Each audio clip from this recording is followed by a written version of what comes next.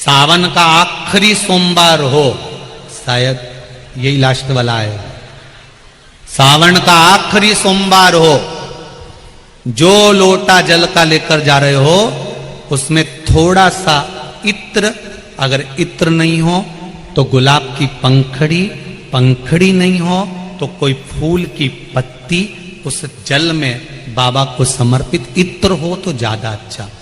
आखिरी सोमवार को या सावन महीने का आखिरी दिन आप शिव को जब 2 लोटा जल चढ़ाएं तो उसमें इत्र का भाव रखकर, कामना कर कर, त्र्यंबकेश्वर बाबा का स्मरण कर कर और महामृत्युंजय मंत्र को जपते हुए। कौन सा मंत्र? ये वेद का बड़ा सुंदर मंत्र है, इसको चिल्लाकर नहीं बोला जाता, भीतर महामृत्युंजय मंत्र का स्मरण करते हुए। और अगर महामृत्युंजय मंत्र याद नहीं हो तो पंचाक्षर मंत्र नमः शिवाय,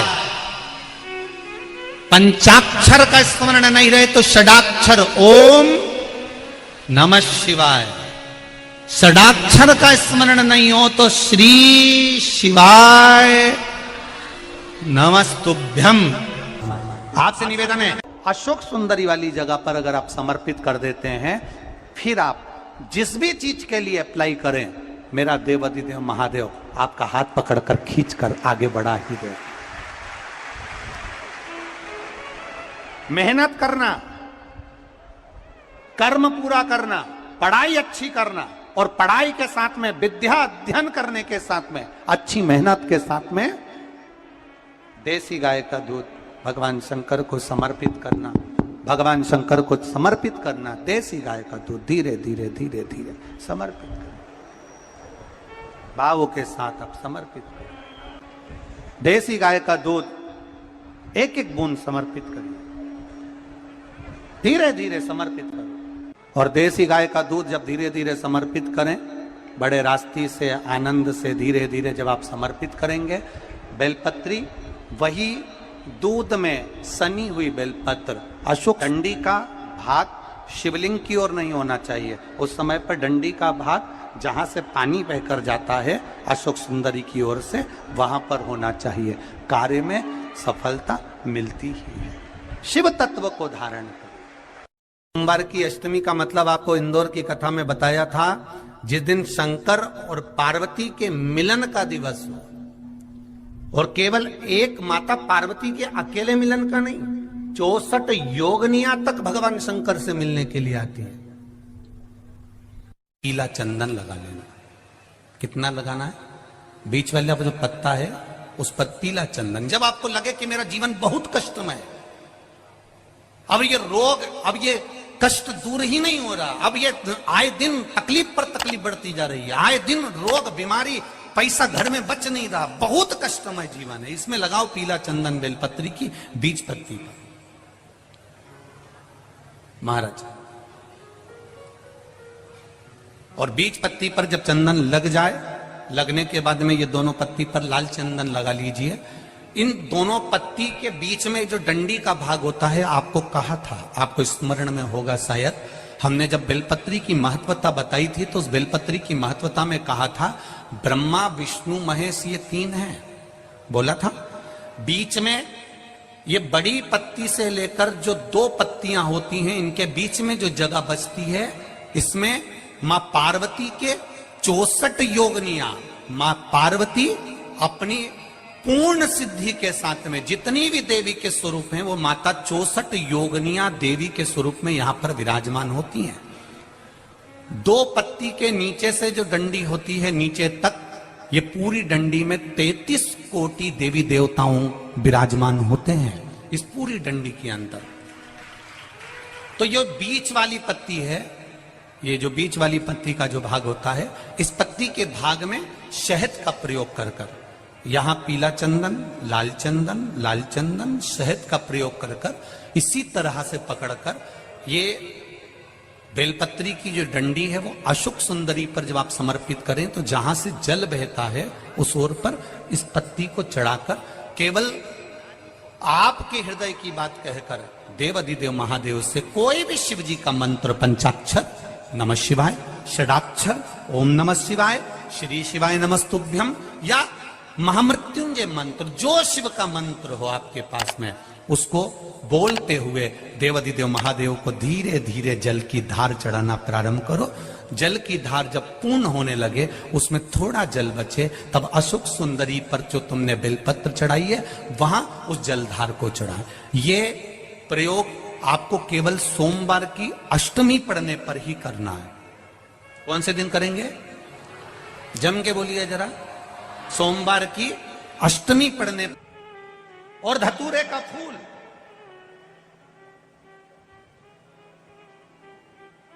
कांटे वाला धतूरा, और उसमें लगने वाला एक पुष्प। आस्था चैनल पर आप लोग देख रहे होंगे धतूरे के फूल का दर्शन।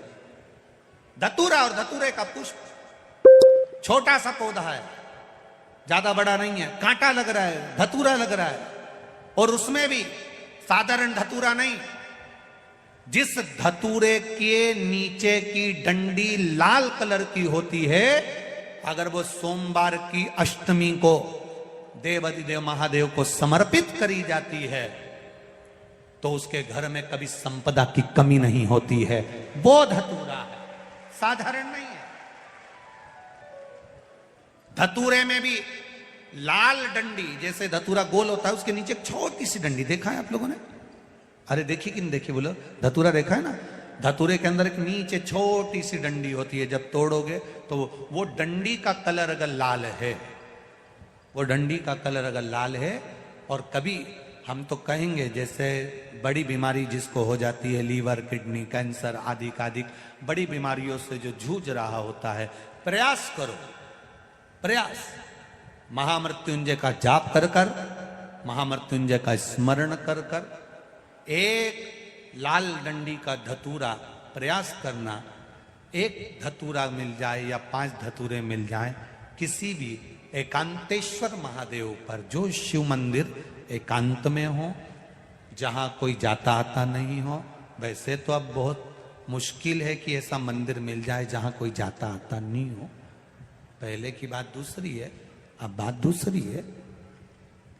फिर भी कहीं आप रोड पे से निकल रहे हो, एकांतेश्वर महादेव अगर आपका दिख जाए, बहुत बीमारियों से ग्रसित हो, तो भी महामृत्युंजय जाप का स्मरण कर कर या किसी विद्वत ब्राह्मण जन से महामृत्युंजय मंत्र का जाप कराकर, या भगवान शिव के मंत्र का जाप स्वयं कर कर, वो भी ना बने तो पंचाक्षर मंत्र नमः शिवाय, षडाक्षर मंत्र ओम नमः शिवाय, या श्री शिवाय नमस्तुभ्यम जप कर वो लाल डंडी का धतूरा 5 एकांतेश्वर महादेव को आप समर्पित कर सकते हो। रोग थम जाएगा, जो दवाई खाओगे वो शरीर को लगना प्रारंभ हो जाएगी और आप स्वस्थ होने वाली थी। सावन की पहली, और मालूम पड़ा कि वो कथा छत्तीसगढ़ की पवित्र धरा पर है।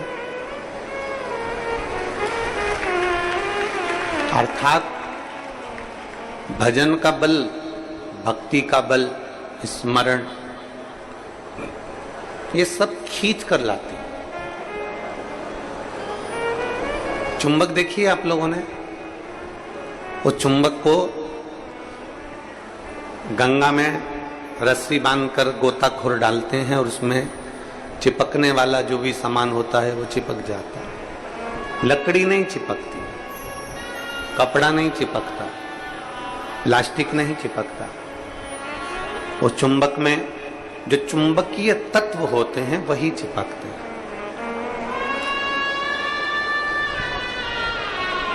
हम तो ये मानते हैं कि सावन के महीने में भी भोलेनाथ, एक जैसे लोग गंगा जी में चुंबक फेंकते हैं और उसमें जो चिपक गया वो चिपक गया, उसी तरह भोलेनाथ भी सावन के महीने में शिव महापुराण रूपी चुंबक को डालकर हिलाते रहते हैं।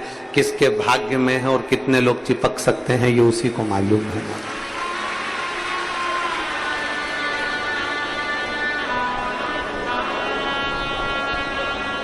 72 साल बाद ऐसा सावन आया है, और उस सावन में अगर भगवान की विरल भक्ति हमारे मुख से हो रही है, भजन हमारे मुख से हो रहा है, कीर्तन हमारे मुख से हो रहा है, तो तो आप और हम तो सब शिव के चरणों के दास हैं।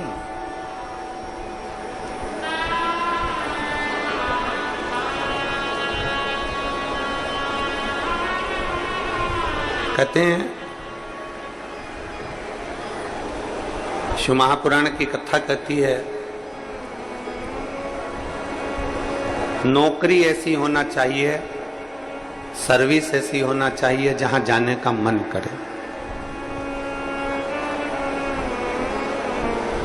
ऑफिस में तुम बैठते हो और दिन भर क्लेश मचे, फाइल तुम पढ़ते हो और फाइल उठाते से तुम्हारे को मानसिक टेंशन आ जाए, जरा जरा सी बात में चिंता खड़ी हो जाए, तो वो ऑफिस जाने का मन नहीं करता, नौकरी पर जाने का मन नहीं करता। नौकरी ऐसी हो जहां जाने का मन करे और घर ऐसा हो जहां वापिस आने का मन करे। तो समझ, घर में अगर क्लेश हो रहा है, बहुत अशांति हो रही है, बहुत लड़ाई हो रही है, बहुत विवाद हो रहा है,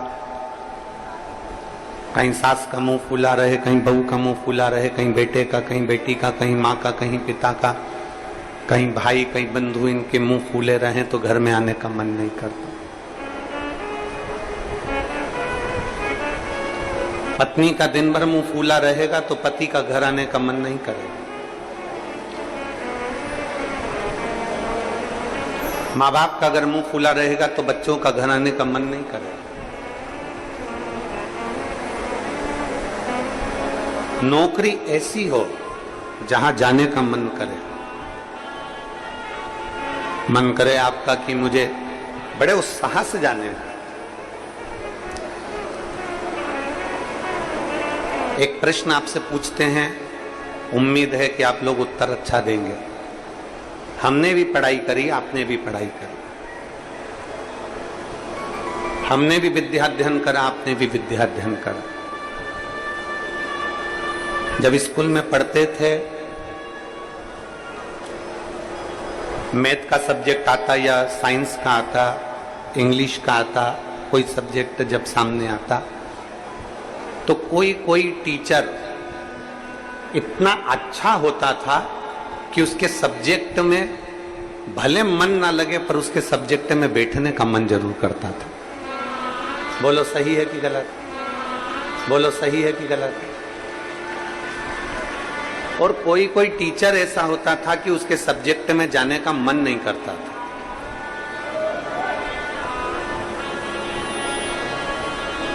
उनके सब्जेक्ट में जाने का मन नहीं करता। कोई टीचर इतना अच्छा, बहुत प्रेम से, बहुत स्नेह से, बहुत लाड़ प्यार से पढ़ाता है, बहुत स्नेह से पढ़ाता है तो उसके यहाँ जाने का मन कर जाता है। और कोई कोई टीचर ऐसा होता है कि वो पढ़ाता है पर उसके अंदर इतना क्रोध, इतना गुस्सा है, कहीं मारना, कहीं ठोकना, कहीं अपशब्द कहना, कहीं कुछ कहना, तो मन ही नहीं करता कि उस टीचर के पास में जाकर बैठा। पढ़ना है आपको, सारे सब्जेक्ट पढ़ना है आपको, और प्रत्येक सब्जेक्ट को आपको तैयार करना है, प्रत्येक सब्जेक्ट आपको पढ़ना है, पर आप उस टीचर के सब्जेक्ट में नहीं जाओगे। प्रत्येक सब्जेक्ट आपको पढ़ना है, प्रत्येक सब्जेक्ट आपको धारण करना है, पर आप उसके सब्जेक्ट में नहीं पहुंचोगे।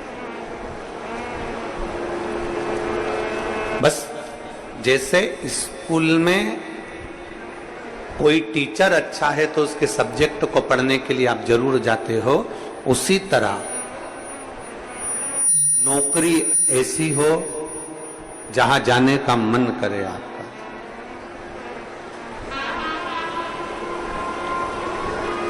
नौकरी ऐसी होना चाहिए जहां तुम्हारा जाने का मन करे, जहां तुम्हारा बार बार मन करे, 5 भी बज जाए ना तो भी मन करे कि थोड़ा आधे घंटे और काम कर लो, 1 घंटे और काम कर लो, 15-20 मिनट और काम कर लो।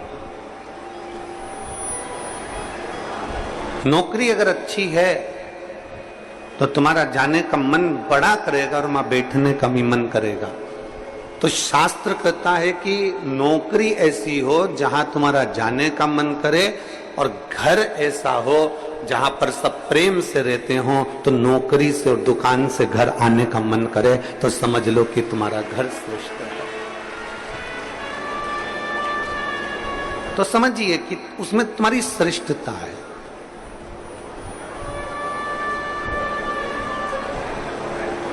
जरा जरा सी बात में अगर क्लेश हो रहा है, जरा जरा सी बात में अपशब्द बोले जा रहे हैं, तो वो श्रेष्ठता नहीं है।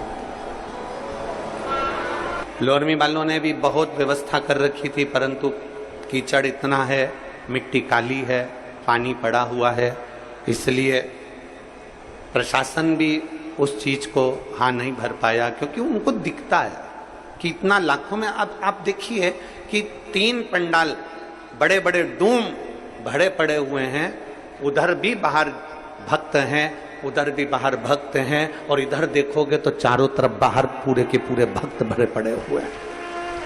प्रशासन भी ये चीज देखता है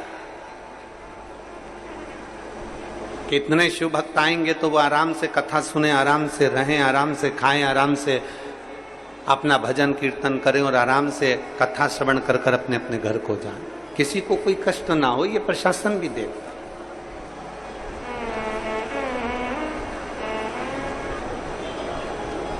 21,600 श्वास में से 21,600 श्वास जो चल रही है, उसमें से जितनी श्वास हम परमात्मा को दे सकते हैं उतना दीजिए। हम जितना भजन कर सकते हैं उतना भजन करें, हम जितना स्मरण कर सकते हैं उतना स्मरण करें। और तेरी कृपा बिना न हिले एक भी अणु, लेते हैं श्वास तेरी कृपा से तनो तनो। हे गंगाधार मुक्ति द्वार ओंकार तू, बोले ओंकार तू। आयुष शरण तिहार शंभु तार तार। मन जितना साफ होगा, मन जितना क्लीन होगा, निर्मल होगा, उतना उतना शिव हमारे करीब में आते चले जाए। इसलिए मन का साफ होना भी जरूरी है और मंदिर का साफ होना भी जरूरी है।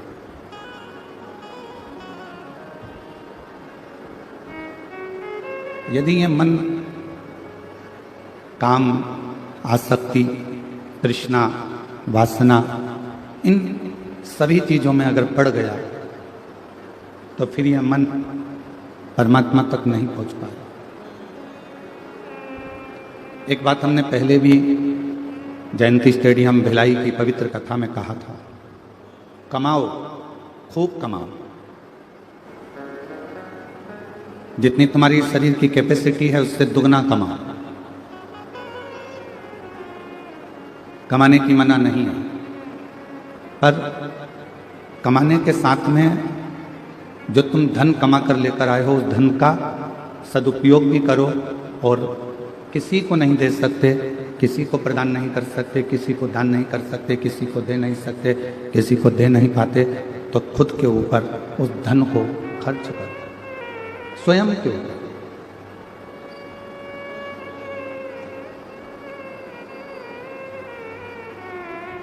क्या होता है कि मनुष्य, मानव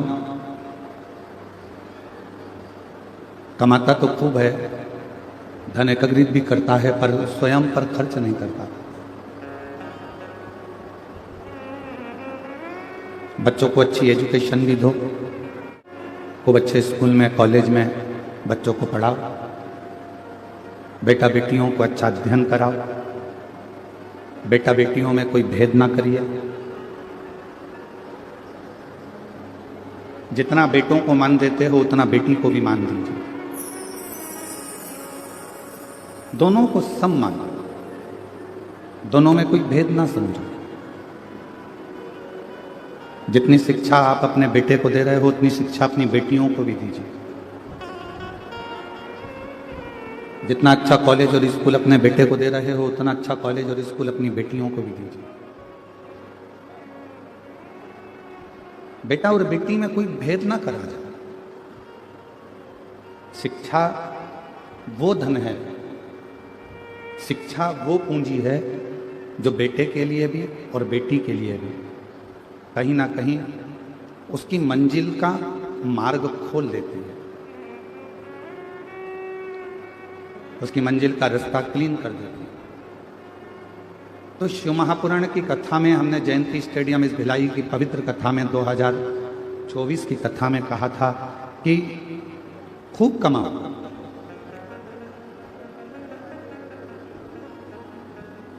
कमाने की कमी ना करिएगा, पर कमाए हुए धन को अपने ऊपर खर्च करने का भी क्रम रखिए।